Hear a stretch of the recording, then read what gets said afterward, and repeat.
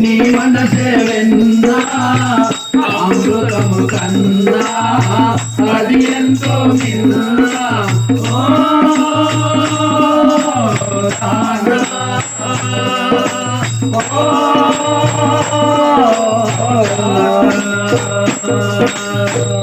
जय बोलो सद्गुरु ब्रह्म महाराज की जय। बिज्जम जनय महाराज की, महेंद्र महाराज की जय।